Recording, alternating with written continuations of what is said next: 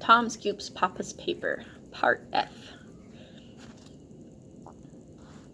Bank robbery solved, read all about it in the Bugle, a penny a copy. And boy, oh boy, were they doing a land office business. People were running out of stores and out of their homes and buying up copies of the Bugle, like I'd never seen anybody buy anything in my life. But it was strange how people standing on Main Street reading the Bugle were acting. Some of the men were slapping each other on the back. Some of the men and women were reading and just staring, as if they couldn't believe the robbery had been solved. Some were laughing, while others looked positively angry. I felt Uncle Mark's hand on my shoulder. "I'd better take the stolen money back to the bank now," he said. I ran back to the barn to tell Tom that the first edition of the Bugle was a big success. I found my brother sitting behind his desk with his green eyeshade pushed up on his forehead and his thumbs hooked under his armpits. "You did it, T.D., I shouted. People are buying the Bugle like they never bought the Advocate. You've proved to Papa you're old enough and smart enough to be a journalist." Tom looked modestly. "Papa has often told us about the wars between rival newspapers in Utah," he said. "If he doesn't give me a job on the Advocate now, it will be war between the Bugle and the Advocate, and I'll scoop him every week." Just then, Sammy, Danny, and Jimmy came running into the barn. They told Tom they had sold out. "We'll print another 100 copies," Tom said. "J.D., you run down to the Advocate office and tell Papa I'll need some more newsprint." I ran all the way to the Advocate office, but didn't go inside because I couldn't. There was a big crowd on the wooden sidewalk and in the street in front of the office. Papa was standing in the doorway, looking as if he wished he was on a deserted island. He was holding a copy of the Bugle in his hand. I couldn't blame Papa for the way he looked. Tom had really scooped him good. And you never saw such a commotion. Mrs. Haggerty was shouting insults at Papa. Sarah Pickens was crying. Mrs. Lee was hysterical, with 2 other women trying to quiet her down. The widow Rankin was screaming she was going to sue Papa. Mr. Bates and Steve Andrews were fighting. Danny's father, Mr. Forrester, and his brother-in-law, Dan Thomas, were taking off their coats and getting ready to fight. The rest of the crowd were laughing like it was all a big joke. Then Uncle Mark, who must have just returned from the bank where he'd taken the stolen money, pushed his way through the crowd to Papa's side. He took out his Colt .45 and fired a couple of shots in the air. Everybody shut up and stared at him. "You men stop that fighting and arguing, and you women stop that shouting and crying, or I'll throw all of you in jail for disturbing the peace," Uncle Mark said.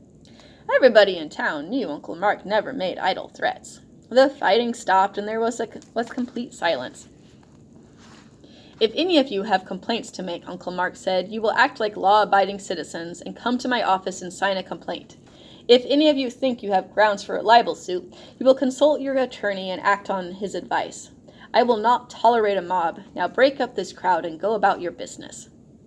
"Just a moment," Papa said. "I have something I would like to say.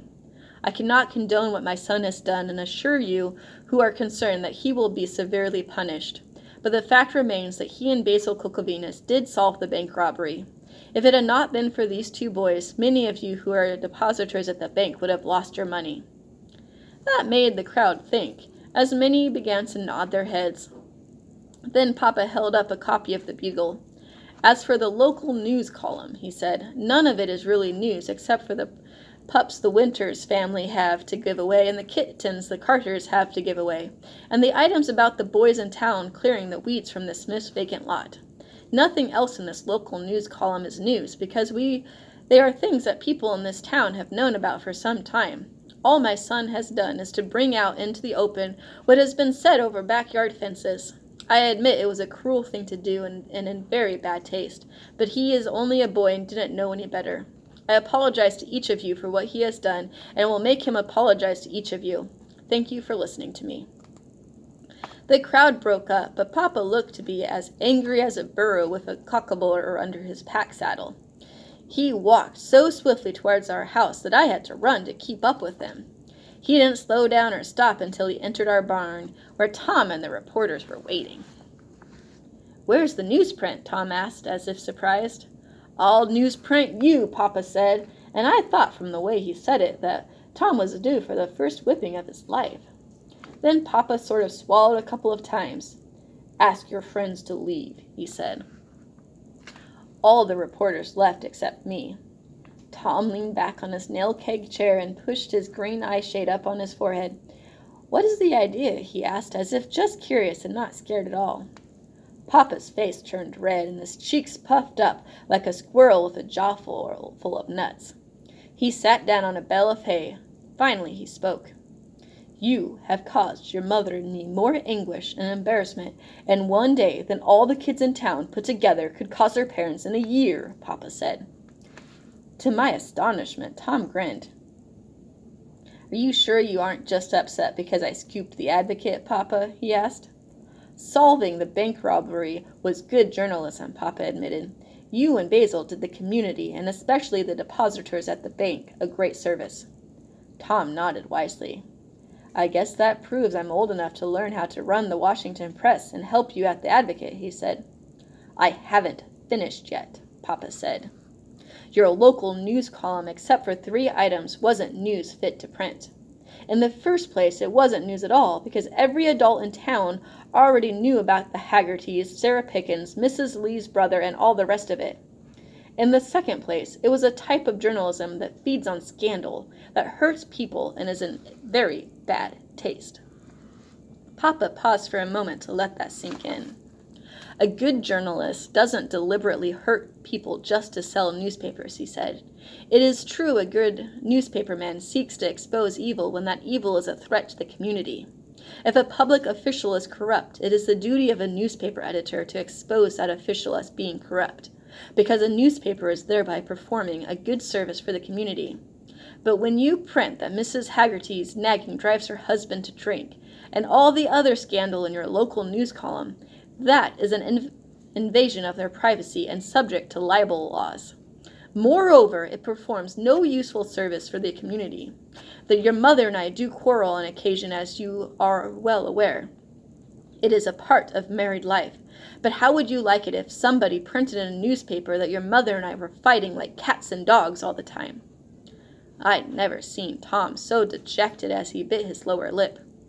I was only trying to prove to you that I wasn't just a kid anymore, he said in a whisper. I didn't mean to hurt anybody. I got the message in your editorial, Papa said, but the only thing you proved to me was that you are too young to do anything for me at the Advocate except to deliver it. Then Papa stood up. You have done a terrible thing and must be punished for it, he said. You will never have the opportunity to publish another edition of the Bugle. I'm going to have the Ramage Press and type created and taken back to the Advocate office. That will be only part of your punishment. You will do your chores without any allowance for the next 4 weeks, and then your mother and I will impose the silent treatment for the same period of time. And tomorrow you will go around and personally apologize to everybody slandered in the Bugle. I sure felt sorry for Tom, but guess I must have looked sort of relieved because I wasn't included in the punishment. Wipe that smirk off your face, J.D., Papa said. For your part in this, you are also included in the silent treatment. But Papa, I started to protest. I was an innocent victim. But he just walked out of the barn. The silent treatment had begun. I looked at Tom. Your great brain sure got us into a mess this time, I said, putting the blame where I felt it belonged. Beat it, J.D., he said. I want to be alone. I left the barn and shut the door. I walked part way across our corral, and then sneaked back and peeked into the barn through a knothole. I couldn't believe my eyes. Tom sat at his desk with his head cradled in his arms and his shoulders were shaking. Even outside the barn I could hear the muffled sobs coming from his throat. The great brain was crying! I couldn't ever remember seeing him cry before. Even when he fell at one time while he was playing Follow the Leader and had broken his arm, he didn't cry.